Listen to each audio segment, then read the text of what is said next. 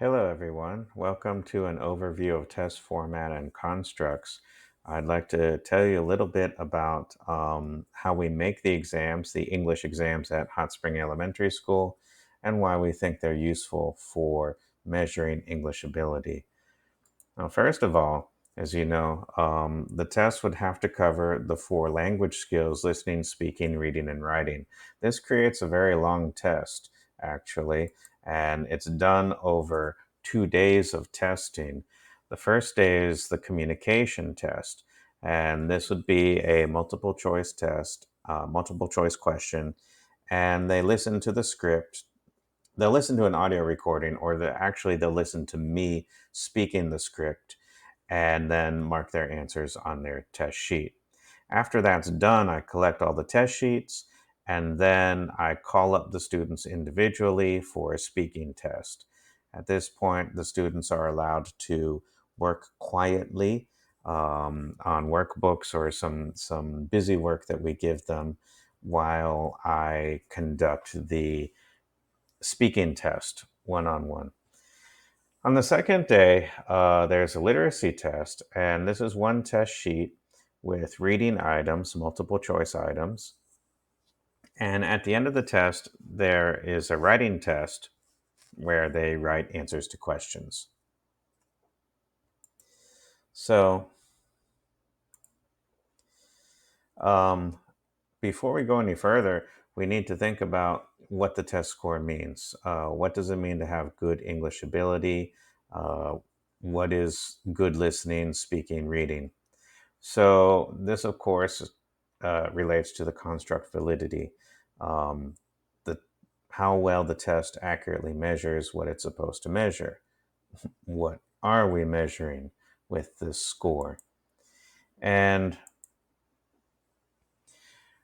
let's take a look at the multiple choice questions. This covers the listening and the reading exams. Okay, so we break this down into three types of items: vocabulary, comprehension of details, and inference. Vocabulary is knowledge. Do they remember the words that we taught them, the vocabulary from the textbooks? Comprehension of details is actually a very large thing, and a lot of experts or professors or some people would take exception with what we're doing here. Um, but we have to create a test which is short enough so that it does not exhaust the students. Once the students are exhausted, that's a different type of variable. It's not related to English ability and it's affecting their grade. That's a problem with test validity. So we want to make sure that our test is reasonably long. And we decided that it will be 30 items, which means that we can only break it down into 10, 10, and 10. 10 vocabulary, 10 comprehension of details, and 10 inference. The comprehension of details is to be able to answer who, what, when, where, why, and how. But the information is extractable or the information is presented in the test item stem. The inference items, on the other hand, would answer questions: who, what, when, where, how, but the information is not provided directly. The student has to think about it. The testee has to think about it and apply their own personal experience, their world knowledge, apply this to come up with the answer, to infer an answer that is implied by the test item stem. So these items, the comprehension of details and inference, are actually a combination of knowledge and skills. Naturally, they would need a little bit of grammatical knowledge to be able to find answers to the who, what, when, where, why questions. So it's an amalgamation of knowledge and skills. Okay, so like I said, there would be 10 items for each skill or knowledge area. So these are discrete constructs. The vocabulary is a section and it's separate from the comprehension of details. Comprehension of details and inference questions They are mixed into sections 2 and 3. However, these types of questions are actually kind of very clear, and we also tag them in the test form and on the answer key so that we can tally the scores and come up with a measurement of these different abilities: the ability to comprehend the details when the information is provided, and the ability to infer when incomplete information is provided. Okay, well, let's take a look at an example because you might be feeling confused by what I'm talking about. Here, reading vocabulary. This is the example for part 1. And here we have a robot. The answer is it is a robot. So they see the picture, they know what it is, and for reading, they know that robot is a robot. So, boom, they get the answer. Okay, so how about the next one? Comprehending details. This is also from the reading exam, and you can see it's part 2 and reading. And there are no pictures. For this item 11, there are no pictures, and they need to read and comprehend this question: how's the weather? And they need to read and comprehend this question in order to select the correct answer. It's rainy. So you can see that there's a mixture of some vocabulary involved, some grammar, and to understand what this utterance, how's the weather, means. Therefore, they can pick the right answer. They also have to understand what options B and C are so that they know that they're not the right answer. Okay, questions 21 to 24. This section comes from part 3 of the reading test. And this test is for fourth graders. So it's assisted with illustrations here. More advanced tests for fifth and sixth graders may not have illustrations, or they may have charts or graphs that they have to read and comprehend the information that's presented in a graph. But right here, it's a very short reading assisted with pictures, supplemented with pictures. Okay, so what time does the girl go to bed? They need to understand this when they read it. And you see that 9:20, the answer is extractable. So it answers the question, what time? And also the picture, the clock says 9:20. And also, question number 22: what time does the girl eat breakfast? Again, this is extractable. It's 8:20, time for breakfast. And this is what we mean by comprehending details when the information is directly presented. It's right in front of them in black and white. Can they answer the question? Do they have the skills to analyze this text, read, comprehend, analyze the pieces, put the pieces together, and realize what the correct answer is for this question? Okay, well, what about inference? Here is the same stem, but question number 24 now is an inference question. Why is it inference? Well, the question is, why is there too much rain on Saturday? The answer, typhoon. And you'll notice that the word typhoon does not appear. They have to infer this. And how do they do that? Well, they can't go out. Mom and dad also stay home. Flood in the streets. People move to safer place. And of course, they would apply their personal experience. This does happen in Taidong. We do have this. Had a typhoon recently that caused power outages and flooding in the streets, and people were located out of the mountain areas, relocated out of the mountain areas, evacuated to safe places. So, this is part of daily life, and you apply your life experience. So, this is like an application um, to infer what the answer is.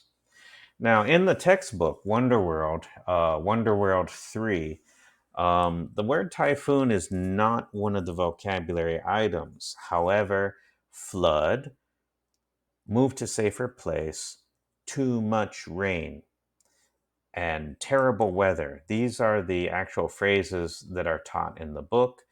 When we teach that material, we are also sure we also make sure to teach the vocabulary word typhoon so that they can associate it, because typhoon is even how we explain flood in the streets and safer places. It's how we explain this kind of vocabulary that appears in the book.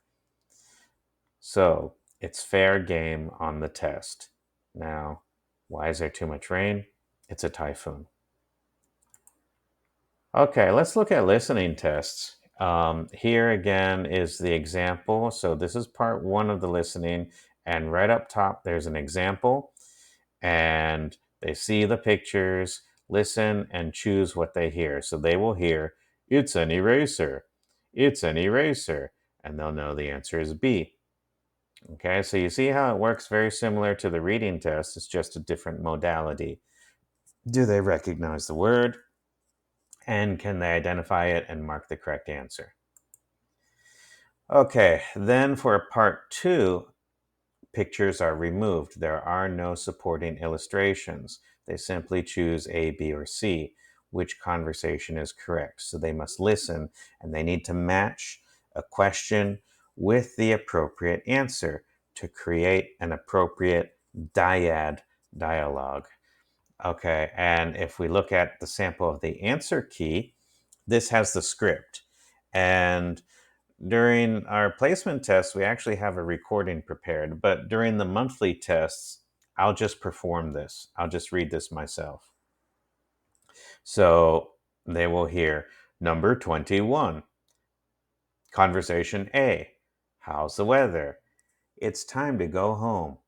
Conversation B. How's the weather? It's 9:15. Conversation C. How's the weather? It's sunny and windy. Okay, well, then they should know. They're able to answer this question, how's the weather? Find the answer. The answer is C. Okay, here's part three. It's comprehending details, but it's part three where there's conversations, full conversations between man and woman, and they need to find out which is true. Okay, so actually, A and B, this is a mother talking to a son, and they will hear, "Bob, it's 8 o'clock, wake up." "How's the weather, Mom?" "It's sunny and it's not too hot." "Great, we can ride a bike." Which is true? Okay, well, the answer is it's 8 o'clock. And this information they heard directly. It's 8 o'clock. So this is simple comprehension of details, extractable information, extracting a piece of information that they heard. Okay, now let's look at listening inference. And you can see that items 12 and 13, they actually come from part one. So here they're presented with pictures and it looks like vocabulary, but it's not, because they need to infer something that is not directly spoken. Number 12, the weather is terrible. I can't go out. Now remember, in the book, the vocabulary that they learned was weather is terrible, flood in the streets, mudslides, I'm sad I can't go out. And we also made sure that we used the vocabulary typhoon. We tied that in to help them understand this. So there it is. The answer is C. Okay, because obviously in picture B, the weather is great, they can go out. And in picture A, it's kind of neutral. It's a weather person giving a weather report. So you can't really say whether it's terrible or good.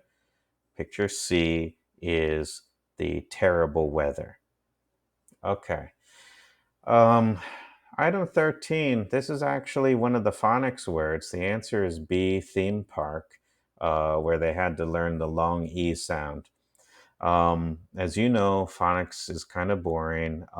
They do learn the vocabulary very easily. And when we put it on the test, we just go ahead and test it as a vocabulary item, not specifically as phonics. And, do they understand what a theme park is? So My family and I will go here for fun. Many people line up to go in. They also line up to ride. Well, there are no rides on the beach, even though it might be fun. It's not fun to go to school. You won't go to school with your family. So the answer is going to be B. And we do not say theme park. Theme park. There's nothing to extract. We do not say the actual answer.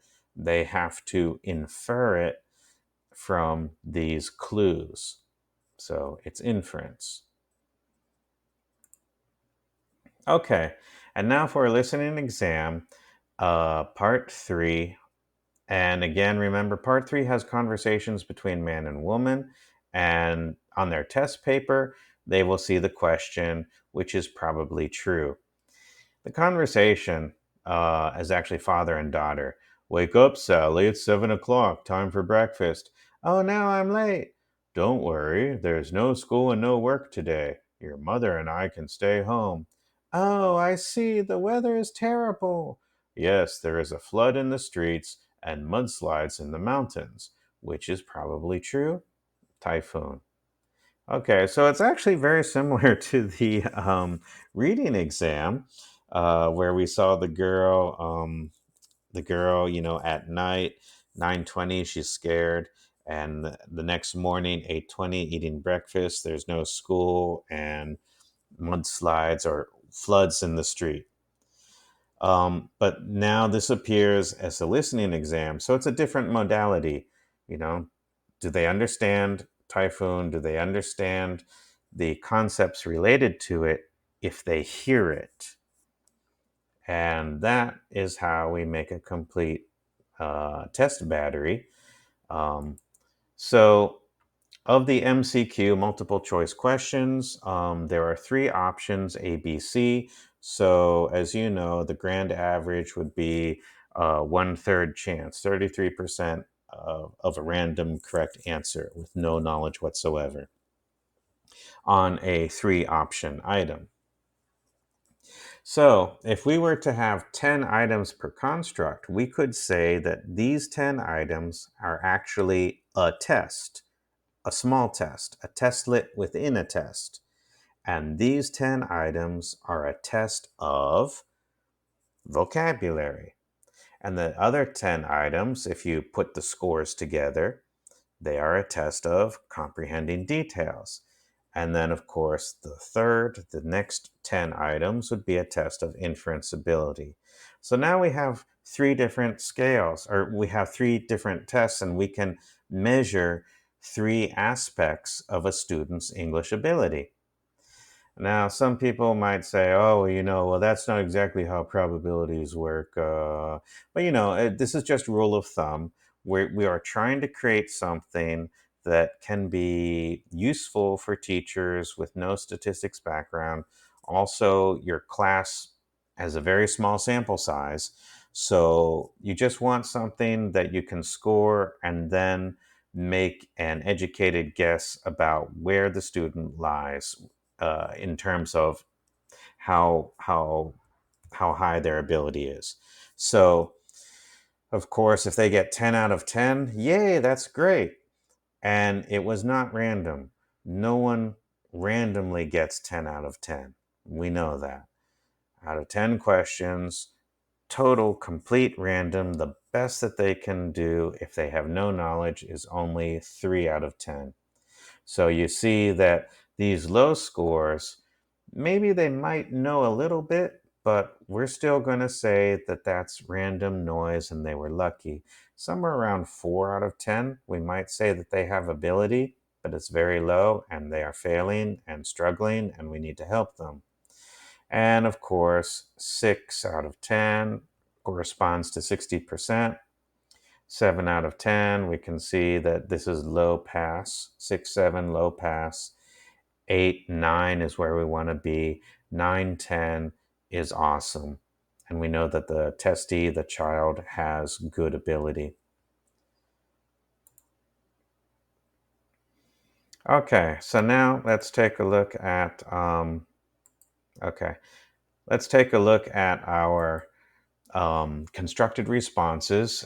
here we see speaking and writing.